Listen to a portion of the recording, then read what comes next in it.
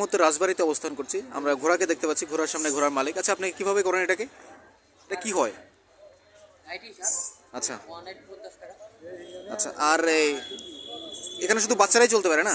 বাচ্চারা চলতে পারে, আর যারা মিনিমাম মানুষ হুম।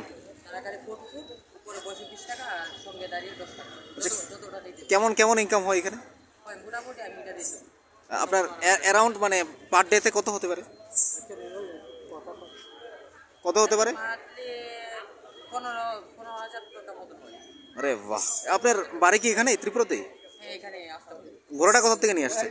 এটা বাইরে থেকে ছোট নিয়েছিলাম, আচ্ছা, সকাল বসে কিনছিলাম, এখন ব্যবসা করছি।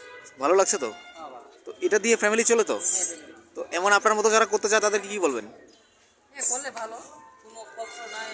যদি নিজে একটু খাটি করতে পারে তাহলে চলে, কোনো মানে কষ্ট নাই। আমি মানে লাভবান। আর এই ঘোড়াটার খাওয়ার? খাওয়ার তো মেন খাবার এটা, সে গাছ টাছে বেশি খায়, আর ওকে ছোলা গাজর আচ্ছা, বা বিভিন্ন আমরা যা খাই কম বেশি সবই। এটা কি আপনাকে কোথাও কেটে আনতে হয় নাকি কিনেই খাওয়ান? না, আমি নিজে কেটে আনি।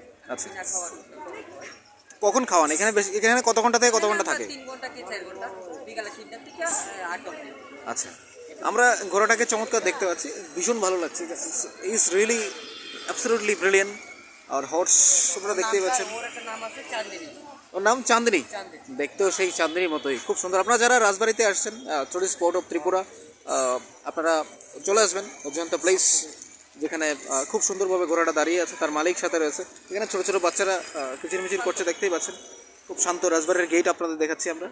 তো অ্যাকচুয়ালি আমরা নিউজ ত্রিপুরা ওয়ানে আপনার তুলে ধরলাম আপনাদের সামনে এই ঘোড়ার কাহিনী বৃত্তান্ত। আপনারা নিশ্চয়ই এখানে এসে চলে যাবেন নিশ্চয়ই বাচ্চাদেরকে নিয়ে এসে। থ্যাংক ইউ আপনাকে।